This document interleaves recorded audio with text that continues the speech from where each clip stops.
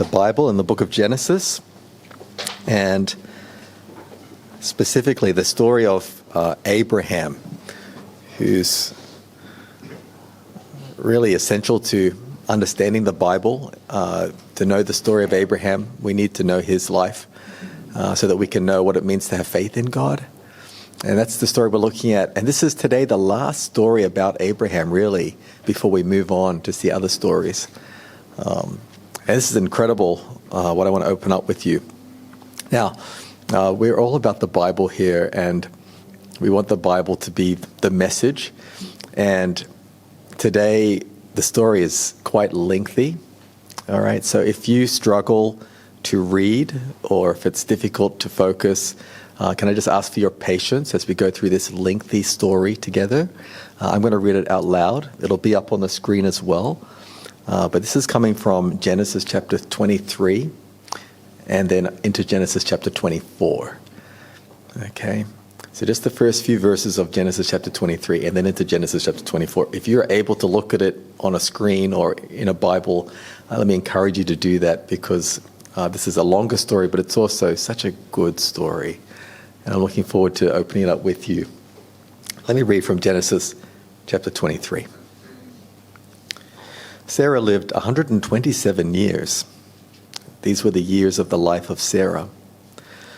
And Sarah died at Kiriath Arba, that is Hebron, in the land of Canaan.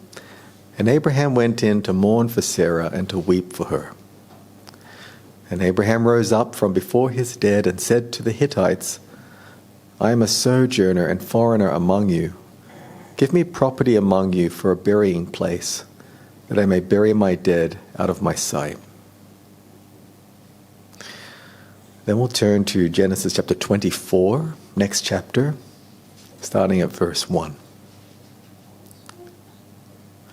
Now Abraham was old, well advanced in years, and the Lord had blessed Abraham in all things. And Abraham said to his servant, the oldest of his household, who had charge of all that he had, Put your hand under my thigh, that I may make you swear by the Lord, the God of heaven and God of the earth, that you will not take a wife for my son from the daughters of the Canaanites, among whom I dwell, but will go to my country and to my kindred, and take a wife for my son Isaac. The servant said to him, Perhaps the woman will not be willing to follow me to the land. Must I then take your son back to the land from which you came? Abraham said to him, See to it that you do not take my son back there. The Lord, the God of heaven, who took me from my father's house and from the land of my kindred, and who spoke to me and swore to me, To your offspring I will give this land. He will send his angel before you, and you shall take a wife for my son from there. But if the woman is not willing to follow you, then you will be free from this oath of mine. Only you must not take my son back there. So the servant put his hand under the thigh of Abraham his master, and swore to him concerning this matter. Then the servant took 10 of his master's camels and departed, taking all sorts of choice gifts from his master. And he arose and went to Mesopotamia, to the city of Nahor. And he made the camels kneel down outside the city by the well of water at the time of evening, the time when women go out to draw water. And he said, O Lord, God of my master Abraham, please grant me success today, and show steadfast love to my master Abraham. Behold, I am standing by the spring of water, and the daughters of the men of the city are coming out to draw water. Let the young woman to whom I shall say, Please let down your jar that I may drink, and who shall say, Drink, and I will water your camels, let her be the one whom you have appointed for your servant Isaac. By this I shall know that you have shown steadfast love to my master. Before he had finished speaking, behold, Rebekah, who was born to Bethuel, the son of Milcah, the wife of Nahor, Abraham's brother, came out with her water jar on her shoulder. The young woman was very attractive in appearance, a maiden whom no man had known. She went down to the spring and filled her jar and came up. Then the servant ran to meet her and said, "Please give me a little water to drink from your jar." She said, "Drink, my lord." And she quickly let down her jar upon her hand and gave him a drink. When she had finished giving him a drink, she said, "I will draw water for your camels also, until they have finished drinking." So she quickly emptied her jar into the trough and ran again to the well to draw water, and she drew for all his camels. The man gazed at her in silence to learn whether the Lord had prospered his journey or not. When the camels had finished drinking, the man took a gold ring weighing a half shekel and 2 bracelets for her arms weighing 10 gold shekels and said, "Please tell me whose daughter you are. Is there room in your father's house for us to spend the night?" She said to him, "I am the daughter of Bethuel, the son of Milcah, whom she bore to Nahor." She added, "We have plenty of both straw and fodder and room to spend the night." The man bowed his head and worshipped the Lord and said, "Blessed be the Lord, the God of my master Abraham, who has not forsaken his steadfast love and his faithfulness toward my master. As for me, the Lord has led me in the way to the house of my master's kinsman." Then the young woman ran and told her mother's household about these things. Rebekah had a brother whose name was Laban. Laban ran out toward the man to the spring. As soon as he saw the ring and the bracelets on his sister's arms and heard the words of Rebekah his sister, "Thus the man spoke to me," he went to the man. And behold, he was standing by the camels at the spring. He said, "Come in, O blessed of the Lord. Why do you stand outside? For I have prepared the house and a place for the camels." So the man came to the house and unharnessed the camels and gave straw and fodder to the camels, and there was water to wash his feet and the feet of the men who were with him. Then food was set before him to eat. But he said, "I will not eat until I have said what I have to say." He said, "Speak on." So he said, "I am Abraham's servant. The Lord has greatly blessed my master, and he has become great. He has given him flocks and herds, silver and gold, male servants and female servants, camels and donkeys. And Sarah, my master's wife, bore a son to my master when she was old, and to him he has given all that he has. My master made me swear, saying, 'You shall not take a wife for my son from the daughters of the Canaanites, in whose land I dwell, but you shall go to my father's house and to my clan, and take a wife for my son.' I said to my master, 'Perhaps the woman will not follow me.' But he said to me, 'The Lord, before whom I have walked, will send his angel with you and prosper your way. You shall take a wife for my son from my clan and from my father's house. Then you will be free from my oath when you come to my clan. And if they will not give her to you, you will be free from my oath.' I came today to the spring and said, 'O Lord, the God of my master Abraham, if now you are prospering the way that I go, behold, I am standing by the spring of water. Let the virgin who comes out to draw water, to whom I shall say, "Please give me a little water from your jar to drink," and who will say to me, "Drink, and I will draw for your camels also," let her be the woman whom the Lord has appointed for my master's son.' Before I had finished speaking in my heart, behold, Rebekah came out with her water jar on her shoulder, as she went down to the spring and drew water. I said to her, 'Please let me drink.' She quickly let down her jar from her shoulder and said, 'Drink, and I will give your camels drink also.' So I drank, and she gave the camels drink also. Then I asked her, 'Whose daughter are you?' She said, 'The daughter of Bethuel, Nahor's son, whom Milcah bore to him.' So I put the ring on her nose and the bracelets on her arms. Then I bowed my head and worshipped the Lord and blessed the Lord, the God of my master Abraham, who had led me by the right way to take the daughter of my master's kinsman for his son. Now then, if you are going to show steadfast love and faithfulness to my master, tell me. And if not, tell me, that I may turn to the right hand or to the left. Then Laban and Bethuel answered and said, The thing has come from the Lord. We cannot speak to you bad or good. Behold, Rebekah is before you. Take her and go, and let her be the wife of your master's son, as the Lord has spoken. When Abraham's servant heard their words, he bowed himself to the earth before the Lord. And the servant brought out jewelry of silver and of gold and of garments, and gave them to Rebekah. He also gave to her brother and to her mother costly ornaments. And he and the men who were with him ate and drank, and they spent the night there. When they arose in the morning, he said, Send me away to my master. Her brother and her mother said, Let the young woman remain with us a while, at least 10 days. After that she may go. But he said to them, Do not delay me, since the Lord has prospered my way. Send me away that I may go to my master. They said, Let us call the young woman and ask her.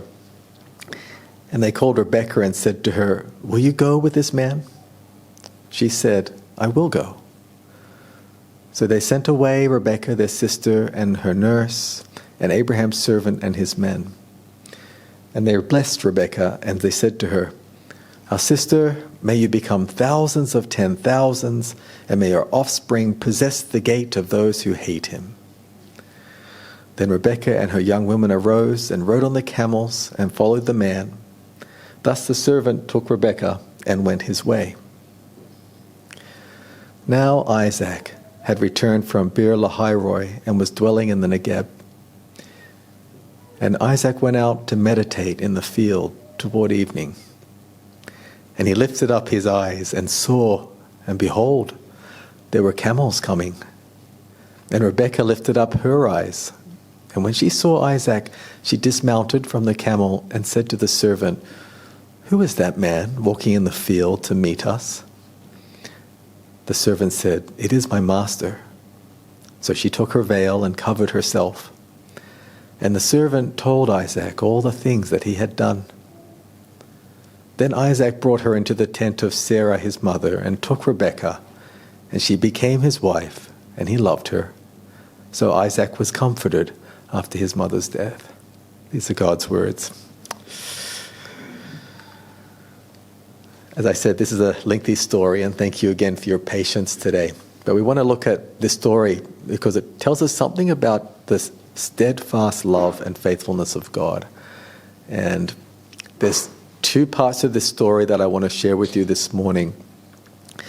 You can maybe identify in the story we just read something of romance, maybe. Now, maybe you saw it, maybe you didn't. Don't worry if you didn't see it, okay? But there does seem to be a sense of romance in what we just read, and we can look at the details. But before we get to that, last week, Jeremy spoke from chapter 22 about the greatest test that God put before Abraham, about offering up his son Isaac. That really is, I think, the key part of Abraham's life. And to see how God provided for Abraham in that moment at his deepest need through a substitute. That's a very important story. And they named that place where that test happened, the Lord will provide. That's just a beautiful phrase of God's provision.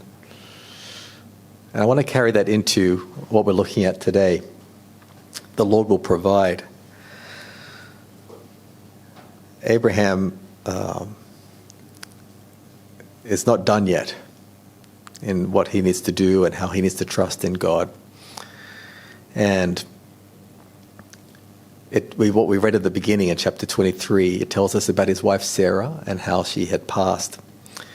And then he's not done with the next generation because he needs to find a suitable spouse for his son Isaac. How will God provide? And that leads us to this story, which I think has some romance in it. What is romance about? I would love to take time to just pause and have a little chat together about what is romance. It'd be interesting to see what the responses might be. But basically, romance is that feeling of excitement and mystery that we associate with love, right? And so there might be different ways we would describe this, but there's an excitement, a mystery that comes with relationship. This might be the first time I've quoted from Oscar Wilde in church, but he said about romance, the essence of romance is uncertainty. Okay?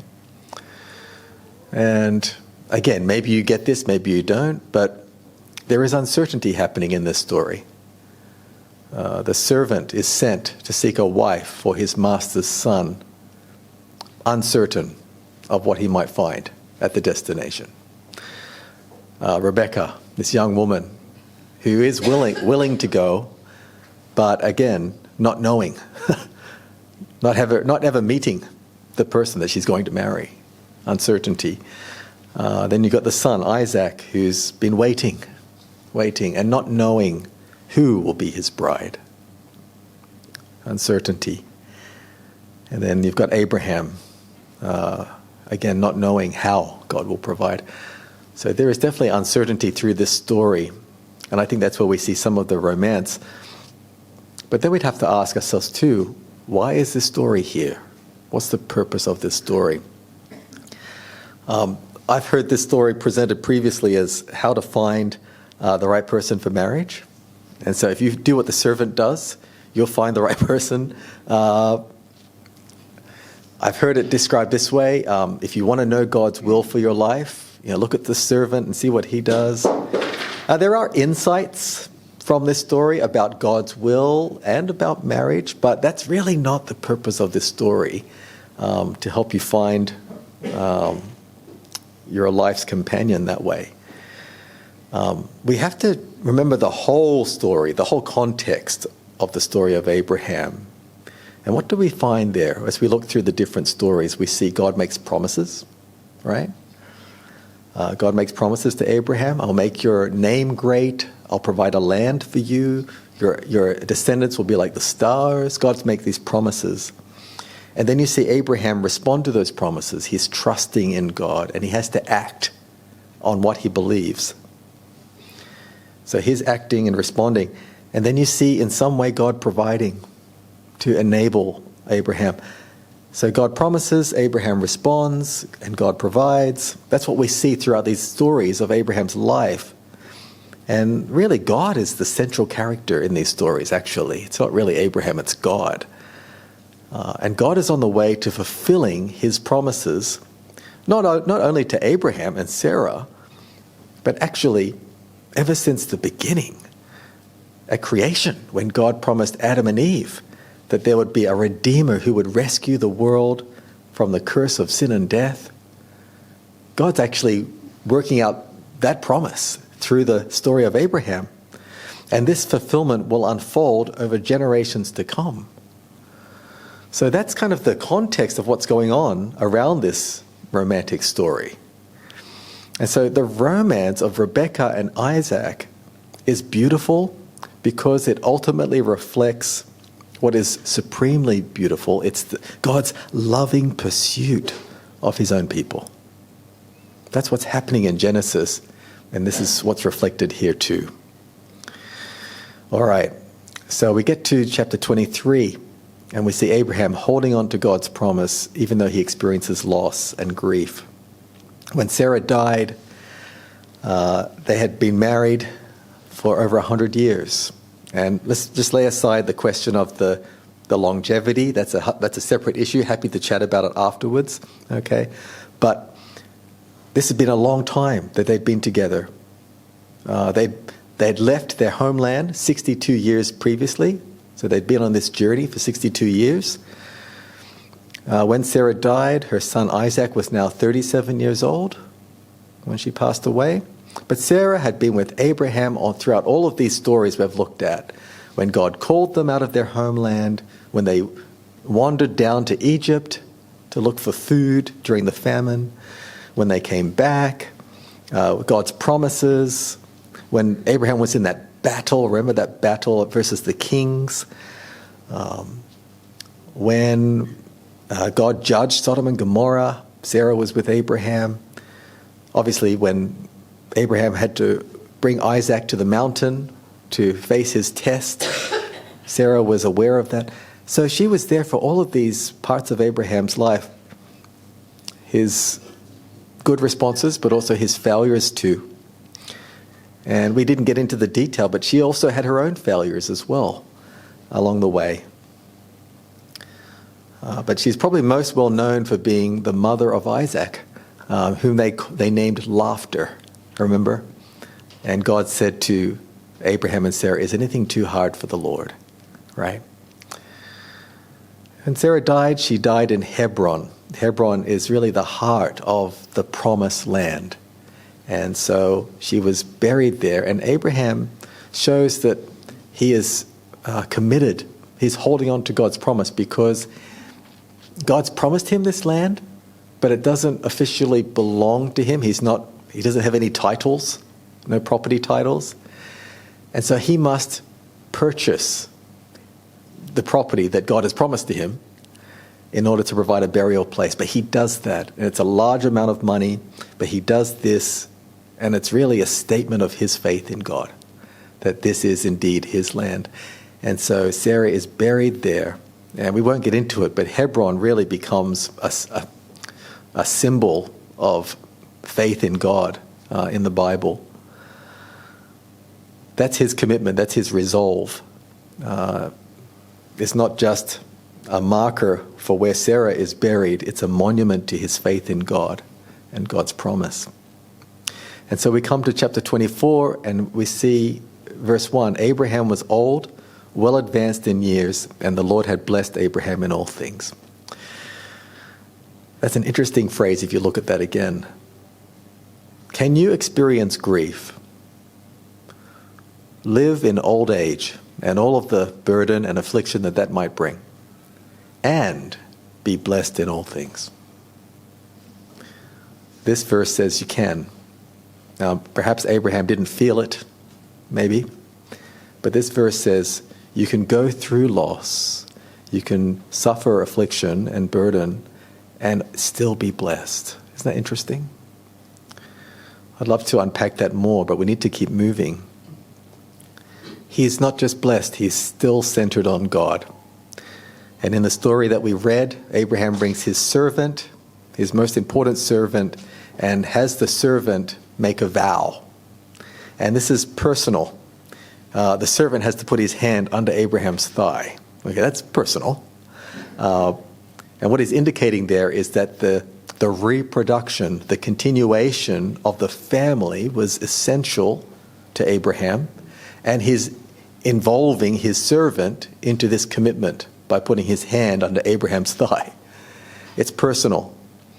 And he's not to bring a Canaanite wife for Isaac. They're living in Canaan, but he's not to marry one of the Canaanites. They're to be distinct. And Abraham had seen enough of the people around him to know that these are not living God's way. At the same time, he would not allow Isaac to go back to his old country.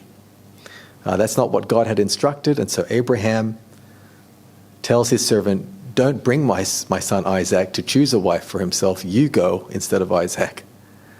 Right? And these are actually Abraham's last recorded words when he tells his servant to do this. And there's a contrast here with what we saw when we first met Abraham, his first recorded words back in chapter 15. The first thing he says in response to God is, you have given me no offspring. All right? God makes this promise, and Abraham says, but I don't have anyone. But here, there's a contrast, because look at these last recorded words, and you can just see this centeredness on God. He says to the servant, God will send his angel before you, and you shall take a wife for my son, Isaac. It's simple reliance on God's provision. Abraham believed that God's unseen hand would do it all. And that's the last words we hear from Abraham. That centeredness on God. So it's interesting that the last story about Abraham doesn't really have to do with him directly, actually, but to do with his servant. And one commentator says that the servant is one of the most attractive minor characters of the Bible because of the way he carries himself. There's maybe one comment we could see here about the commitment to God is the priority of marrying in the right way. That was Abraham's concern for the next generation. It's always our concern, if we're following Jesus, that we marry in the right way. So if I'm not yet married, that the person that I get married to would share my faith in Jesus, that we'd be going the same direction in our faith. If I'm already married, whether my spouse is a believer or not, that's still the priority. I'm praying for my spouse to have that faith in Jesus too. It's such a priority. At the same time, this commitment presented difficulty. Okay, it was difficult for Isaac and for the servant, and it required prayer, as we will see. And so this is about finding love and faithfulness. We've got the servant on this epic marriage proposal. He takes 10 of the camels with gifts, and he goes on a long journey, over 1,500 kilometers by camel. So this took months, all right? And there were specific instructions. He's got presents and treasures for Isaac's future wife. It's a marriage proposal. But the proposal's missing something. Who? A person to propose to. So this is fascinating. And you can imagine what the servant would have wondered on the journey. Who is this going to be? I've got no clue. And this servant, who we don't have the name for actually, it could be a certain person, but we're not sure. He's actually the first person in the Bible who asks for divine guidance at a critical junction. So he's about to approach this proposal, but he doesn't know who it is. So all he can do is call out to God. It's interesting. And he doesn't ask for a dramatic miracle. He's not asking for something that is just spectacular, right? There's someone else in the Bible that asks for something spectacular. I don't know if you know who that might be. But we've got examples of the Bible of someone who says, God, show me, right? Show me something spectacular. So Gideon was someone like that. Joshua was someone like that, asking for God's intervention in nature. The servant didn't even ask for God to speak to him or to point out who was the one in that way.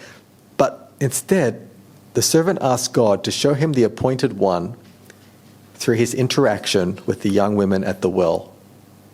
Now, he does ask for something unusual. And maybe this is the miracle. Verse 14.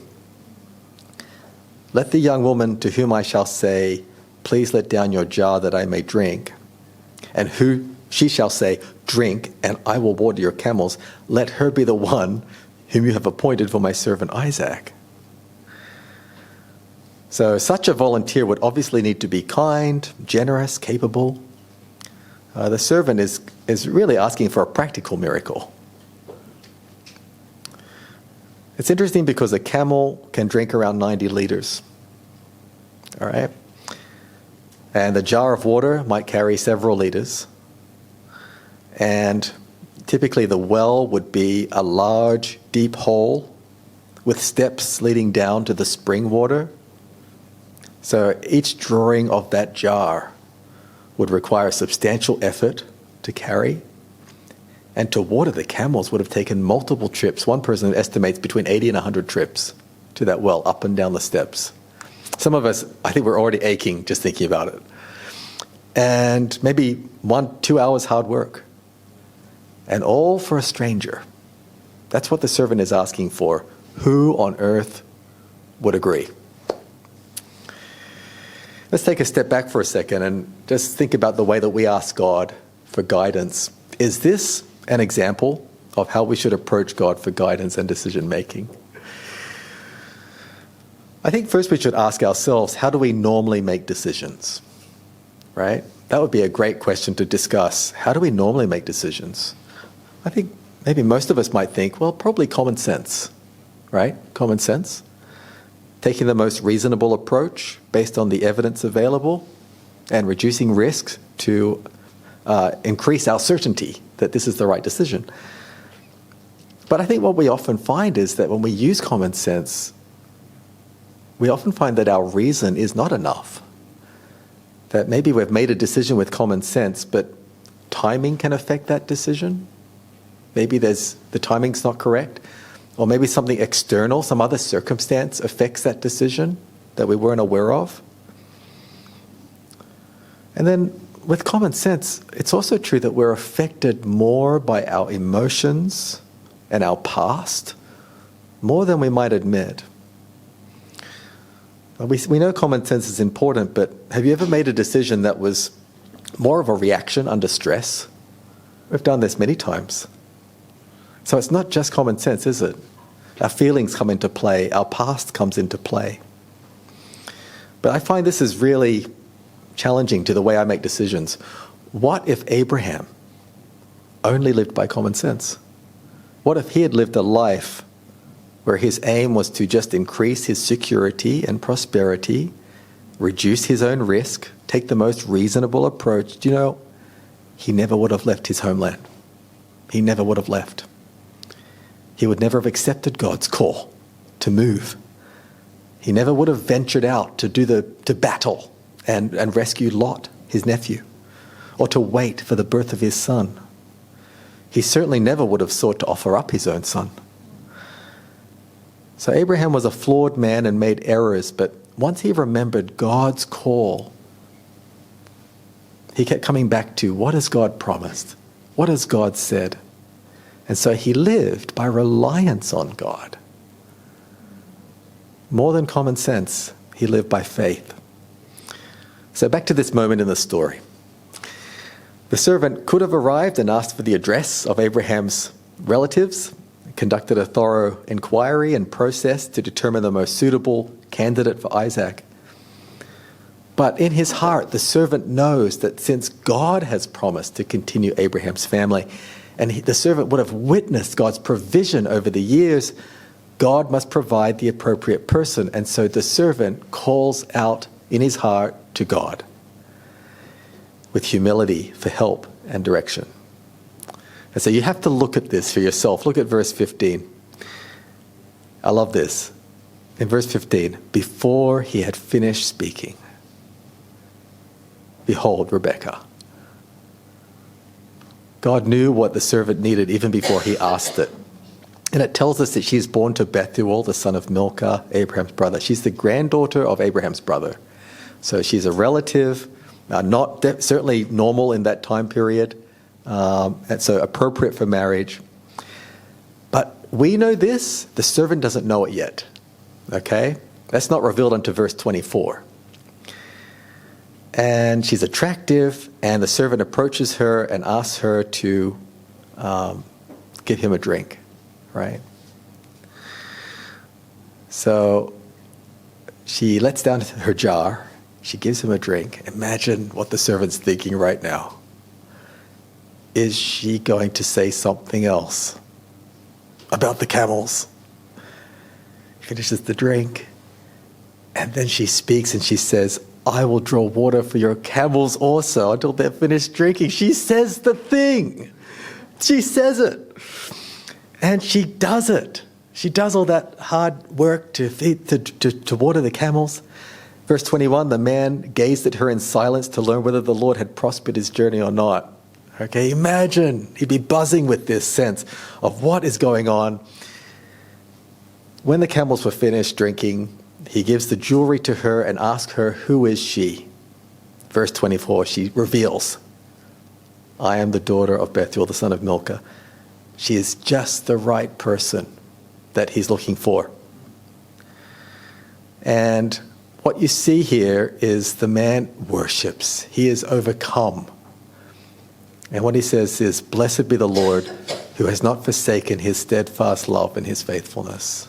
He's come all this way, and God has done so much for him. He can't get over it.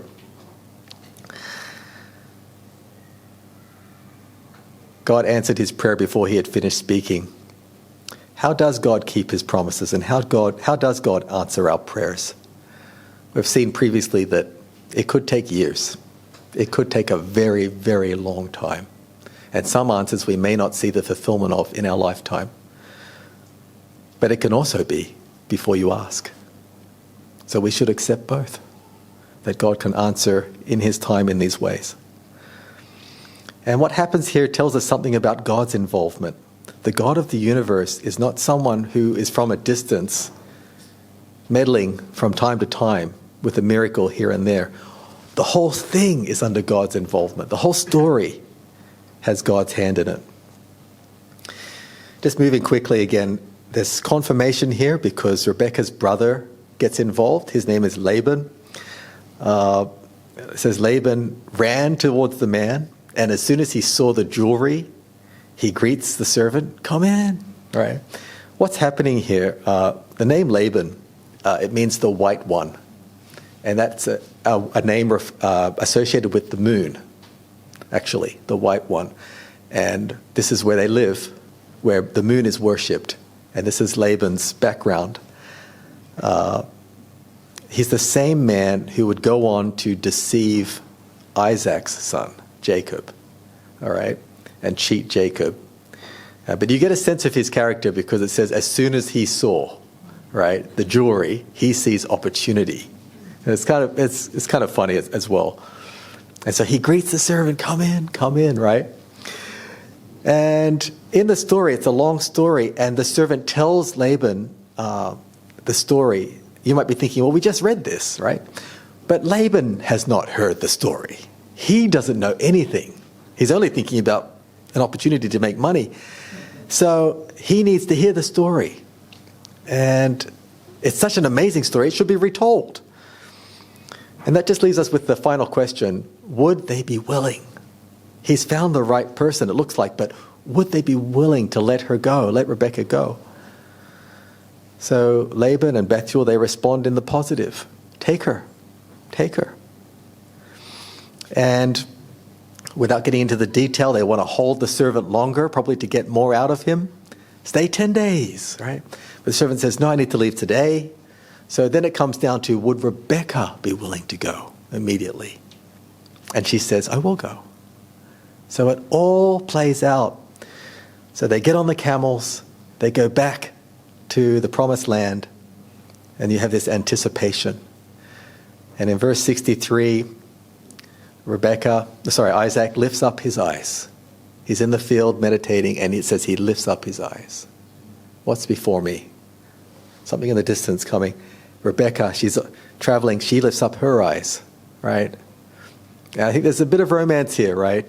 The meeting of the eyes. And she sees someone walking towards them. Who is that man, she says. She takes her veil, she covers herself, right? There's some intrigue here, isn't there? It's funny when she says, who is that man? We're not told the tone of her voice, you know. Was it just curious? Who is that man? Was it flamboyant? Who is that man? Yeah, we don't know. We don't know the tone of a voice, okay? But like a great love story, it leaves us wanting to know more. It ends quite abruptly. We will see more next time about the family of Isaac and Rebekah. But all we are told here in verse 67 is what matters. It says, she became his wife, and he loved her. That's the love story. And there's one last detail. It says, so Isaac was comforted after his mother's death. So we began with the loss of Sarah, right? But we end the story with God's provision after Sarah. It's beautiful. The Bible tells us that It's all about love, God's steadfast love and faithfulness. And I think what we've seen today is that is better than luck. God's steadfast love and faithfulness is better than luck. One Christian, J.I. Packer, says, believers are never in the grip of blind forces. What is that? Fortune, chance, luck, fate. All that happens to them is divinely planned, and each event comes as a new summons to trust, obey, and rejoice. God's love and faithfulness are better than luck.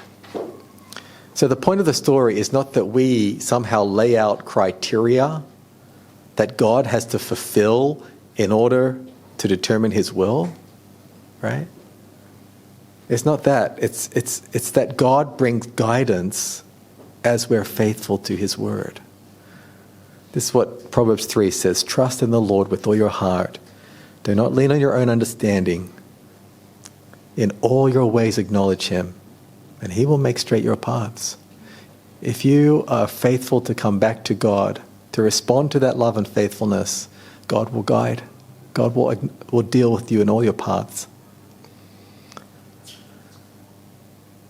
I had a close friend who, when he was in uni, had a difficult upbringing, and he's making friendships, but he did struggle to find someone who might be possibly a spouse. And so in the struggle, one time at night, I remember in our room, he was in tears, just wondering, how would he ever find that person in his life? And then I remember years later, standing next to him at his wedding. And again, he was quite emotional at the sight of his bride. And maybe we have felt that love. Maybe we haven't. Maybe we've lost it. Maybe we question if we've ever had it. All right? But I think what this story is pointing out to us is the steadfast love and faithfulness of God. Let's put romance aside for a moment. The Bible says there's something actually better than romance. It's the steadfast love and faithfulness of God. When the servant bowed down in front of Rebekah and said, "Blessed be the Lord, who has not forsaken his steadfast love and faithfulness," I wonder how those words might have affected Rebekah. Young woman in a culture where women are basically property. Marriages were arranged typically as business. And here is a servant, a stranger, speaking of steadfast love and faithfulness. And she sees this servant overwhelmed by it. God's steadfast love and faithfulness are all through the Bible. 400 years later, God reveals himself to Moses. He is the God who abounds in steadfast love and faithfulness. That's what he says in Exodus chapter 33. Again later, much later, David sings, saying, "Surely goodness and mercy shall follow me all the days of my life, and I will dwell in the house of the Lord forever."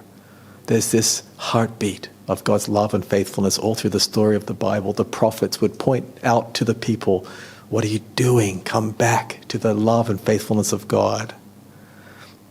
And we find this love and faithfulness most in Jesus, don't we?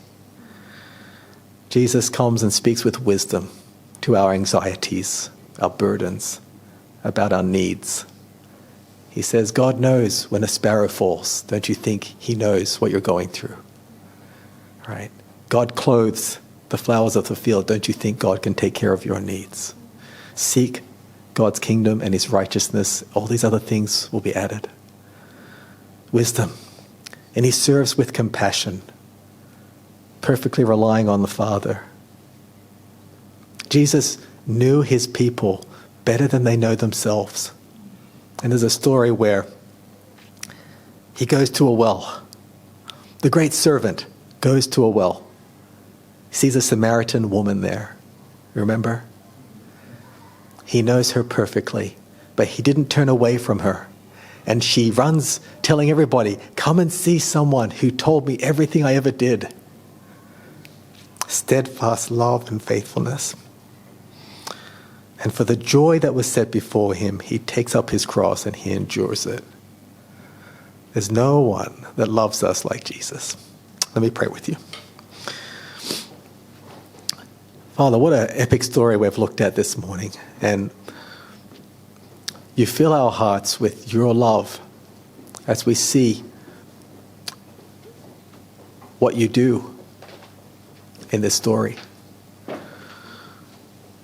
Father, where we are not certain or even cynical, we pray that you would lift up our eyes to you in Jesus' name. Amen.